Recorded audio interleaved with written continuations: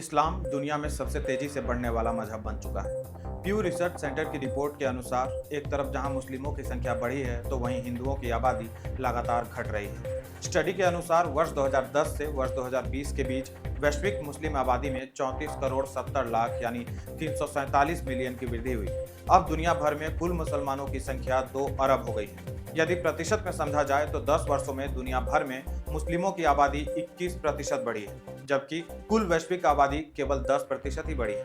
यानी मुस्लिमों की संख्या पूरे विश्व के लोगों की तुलना में दोगुनी रफ्तार से बढ़ रही है। रिपोर्ट के अनुसार दुनिया में सबसे अधिक ईसाई हैं, उसके बाद मुसलमान।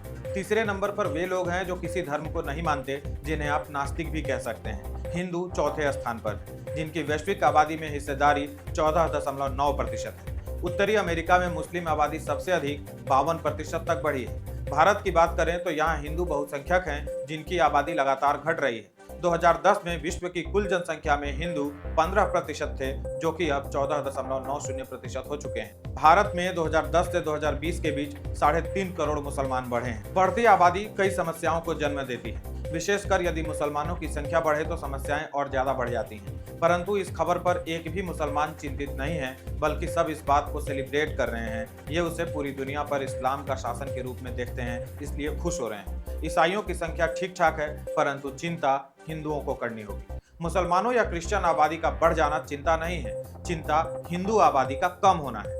मई 2024 में जारी एक रिपोर्ट के अनुसार 1950 से 2015 के बीच मुस्लिमों की आबादी 43.15% बढ़ी। ये भारत की बात है, जबकि हिंदुओं की आबादी में 7.85% की कमी आ गई। इस अवधि में भारत की कुल आबादी में हिंदुओं का हिस्सा 84% से घटकर 78% हो गया, जबकि मुसलमानों की हिस्सेदारी 9.84 यानी लगभग 10% से बढ़कर 14.9% हो गई। सोचने वाली बात यह है कि जिन देशों में मुसलमान बहुसंख्यक हैं, वहां भी उनकी आबादी बढ़ रही है, और जहां अल्पसंख्यक है वहां भी।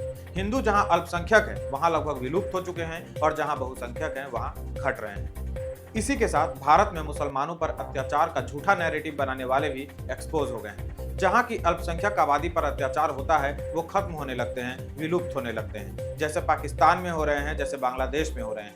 अफगानिस्तान भी एक समय में हिंदू बहुल हुआ करता था।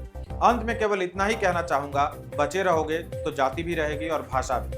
जैसा ही अल्पसंख्यक हुए, उसकी अगली पीढ़ी हिंदू नहीं रहेगी, फिर न जाति रहेगी न भाषा रहेगी।